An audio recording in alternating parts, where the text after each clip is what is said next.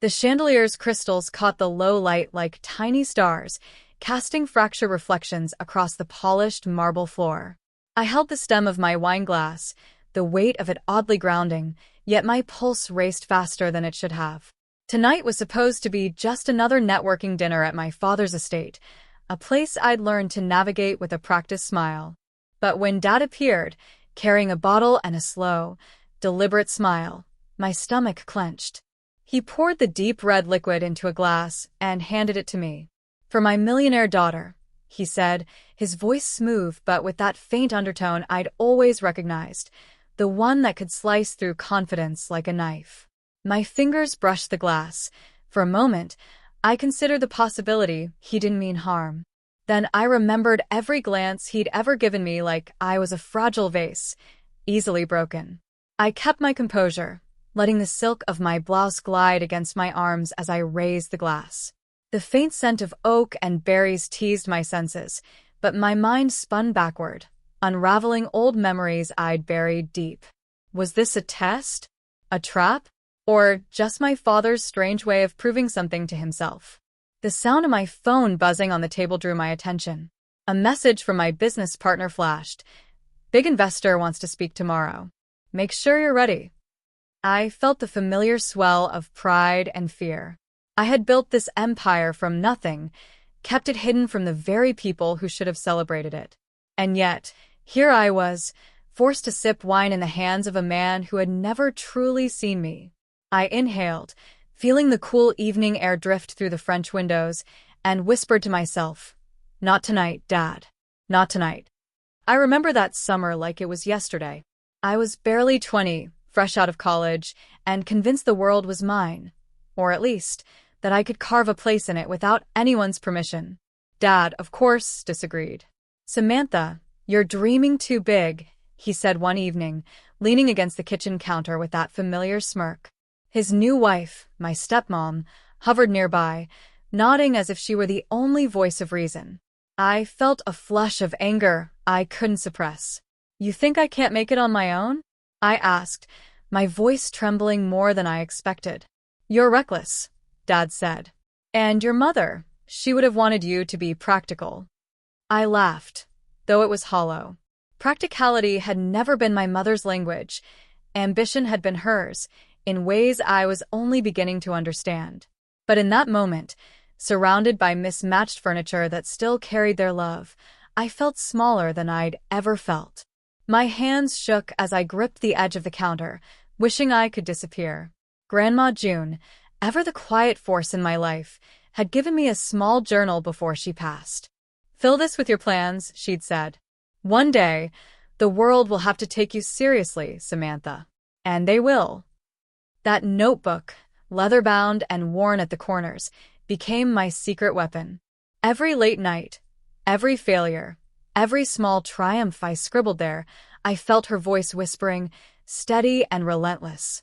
By the end of that summer, I made a choice.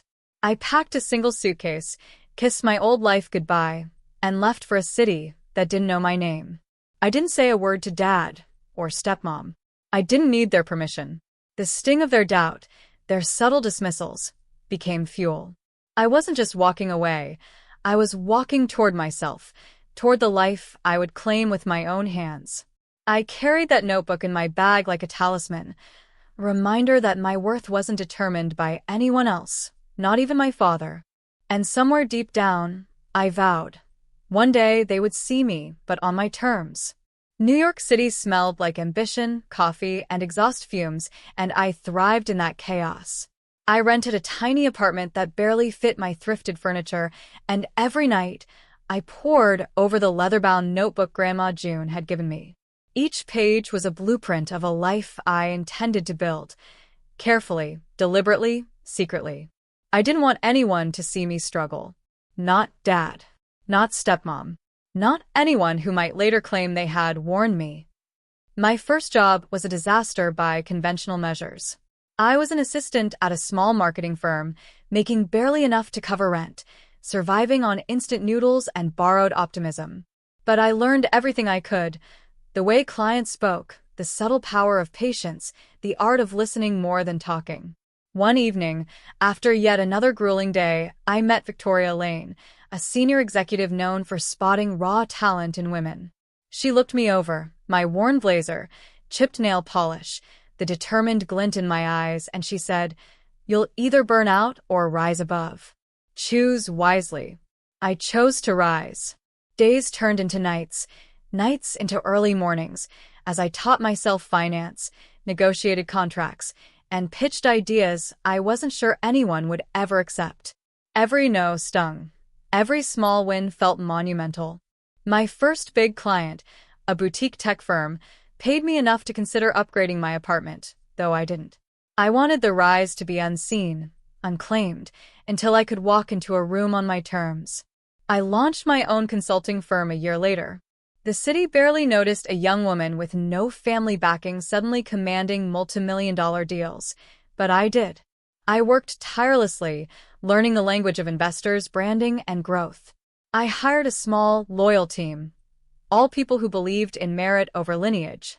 We shared early mornings, late nights, and the unspoken understanding that no one else would fight for us like we fought for ourselves. By my second year, I had a modest portfolio, carefully diversified, and a growing reputation for turning struggling businesses into profitable ventures. My secret? Every deal I closed, every investment I nurtured, I did quietly. Social media was carefully curated, a minimalist aesthetic, photos of coffee cups and city streets, nothing that screamed wealth or power. Yet the deeper truth was thrilling. I was unstoppable, and my family had no idea. Every time Dad called or stepmom sent a message, I smiled politely, spoke lightly, and tucked my successes into the shadows. The notebook still sat on my desk, its pages filled with milestones, reminders of my promises, and the mantra Grandma June had given me. "They will see you, Samantha, but only when you are ready." And now, standing in my sleek Manhattan office, framed by windows that revealed a skyline I had conquered on my own terms, I felt that day approaching. The day when the people who doubted me would finally witness what I had built, not out of defiance alone, but out of an unrelenting commitment to myself. Tonight, that day might very well begin. The moment they stepped into my office, I felt the familiar thrill of control mixed with an unexpected flicker of nostalgia. Dad's eyes swept the room first, the floor-to-ceiling windows revealing Manhattan's glittering skyline, the abstract painting I had commissioned in Paris, the bookshelves lined with a mix of classics and rare financial texts. His stepmom, Margot, followed, her polished heels clicking against the hardwood, her smile stiff, like she had rehearsed it in a mirror. "Sam," Dad said cautiously, the name slipping out with a touch of unease. "We didn't expect." I held up a hand, letting the silence stretch just long enough to let them take in the truth. This wasn't the struggling daughter they had imagined. This wasn't a girl they could dismiss with a pat on the head or a cautionary tale about ambition. I stood, straightened the silk scarf around my neck, and let my gaze drift over them, studying their reactions. Dad's jaw was tight, his usual confidence faltering. Margot's eyes darted, calculating, as if trying to figure out whether this was some elaborate ruse. "I suppose you're wondering why I didn't call," I began, my voice calm but carrying the authority of someone who had survived storms most people never faced. "Why I didn't answer your texts, why I never asked for your advice, why I built everything in secret." Dad's lips pressed together. He opened his mouth to speak, but I held a finger up. "Let me finish." I walked slowly to the desk, letting my heels echo with purpose against the floor. "I did this, everything alone. The business you assumed I couldn't handle, the investments you doubted I understood, the empire you thought you were still in control of, all mine. I'm not just financially independent. I own the company, I own the properties, I own the reputation I worked for night after night after night." Margot's breath hitched. "Samantha, this can't." "Yes, it can," I said softly, almost pitying, yet every word carried the weight of unshakable truth. "You've always underestimated me, dismissed me, treated me like a fragile girl who needed saving. I didn't need saving. I needed space to grow." I gestured around the office. Every detail here, the art, the design, the contracts I signed, the staff who respect me, it's all proof. Proof that the girl you thought you controlled is gone. What stands before you now is a woman who made herself. I watched as disbelief washed over them. Dad's hand trembled slightly, the wine glass he had been holding now forgotten. Margot's confident posture faltered, replaced by a strange mixture of shock and envy. I allowed a small, almost imperceptible smile to curve my lips. And yes, I added, lowering my voice so it carried both a warning and a triumph, I remember the wine tonight. I haven't taken a sip, but that's not about the glass. It's about what I've learned. I control my choices, my risks, my destiny. No one, not even my father, can dictate my path. The room was silent except for the hum of the city outside. Their faces were masks of shame, awe, and the faintest glimmer of regret. I took a deliberate step back to my desk, letting them fully absorb the magnitude of my transformation. Dad swallowed hard. Samantha? I shook my head gently. Save it. You'll have time to reflect. Tonight isn't about punishment. It's about clarity. About showing you that the daughter you underestimated is the woman you never thought you'd meet. For the first time, I saw real fear in his eyes. Not the kind born of anger or control, but the fear of recognition. He finally saw me, and he couldn't unsee it. And that, I thought, is the power of being seen on your own terms. I leaned against my desk, watching them fidget in the soft glow of my office lights. The air was thick with unspoken apologies, the kind that never quite reached the lips. And yet, I felt no rush to fill it with pity or forgiveness. I had waited too long to hand over my power. Tonight, the balance had shifted. Here's the thing, I said, letting my voice carry calm authority. I'm willing to let you be part of my life again, but on my terms. Not yours, not the terms you tried to impose when I was 20. Mine. Dad's face paled slightly. Terms? I nodded. Yes. You'll listen, you'll respect boundaries, and you'll stop undermining every woman in your life. You'll stop judging what you don't understand. Margot swallowed. And, if we don't, you'll exist outside of my business and my world. Simple as that.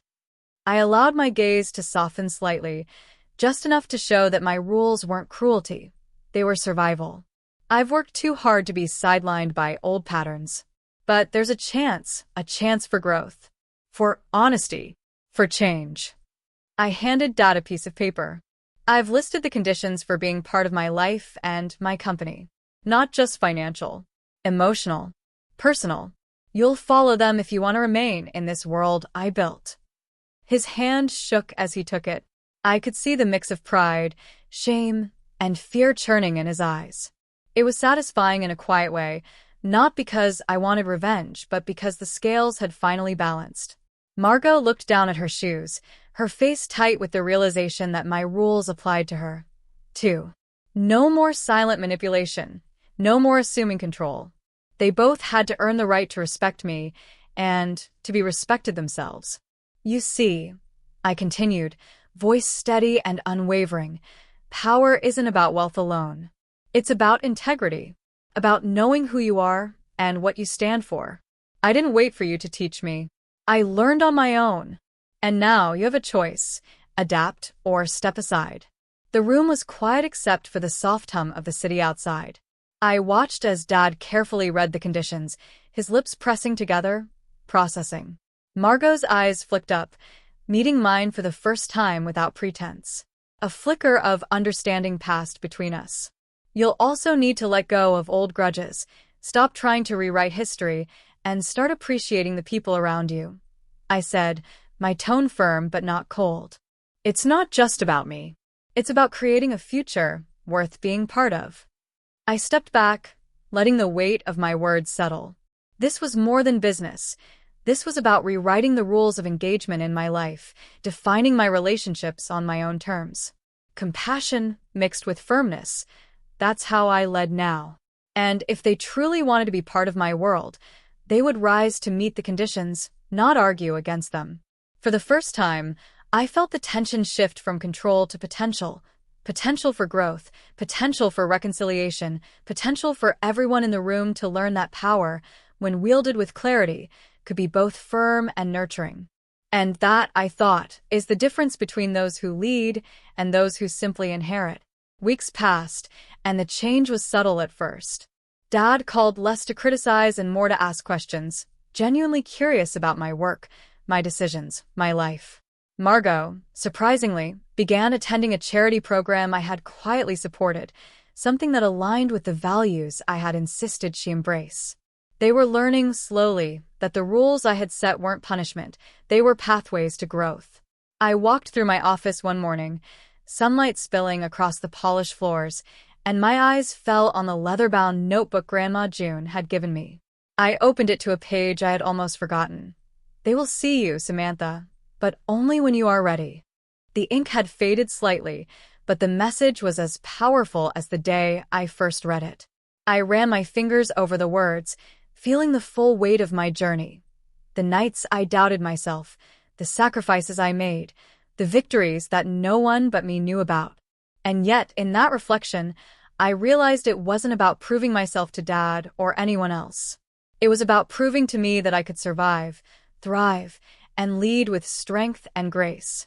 Every small triumph, every hard decision, every quiet victory had led to this moment, a moment of clarity, independence, and genuine emotional closure.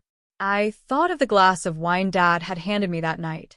I never drank it, not because I feared it, but because I understood then what I understood now. My life, my choices, my power, they were mine alone. No one could dilute that, not even the people I had once called family. Sitting in my office, surrounded by art I loved, contracts I had signed, and the skyline I had conquered one careful step at a time, I smiled softly. I was proud, yes, but also at peace. The relationships that mattered were evolving. The past was acknowledged, but no longer controlling me. I had turned hurt into strength, doubt into clarity, and secrecy into empowerment. I whispered to myself, the words carrying through the quiet space like a gentle affirmation. I am seen. I am strong. And I am enough. It wasn't just a conclusion. It was a declaration. A promise to myself that no one, not even my father, not even anyone who doubted me, could ever rewrite the story I had fought so hard to write. And with that, I finally let myself sip my own glass of wine, the one I had earned, the one that celebrated not the validation of others, but the triumph of the woman I had become.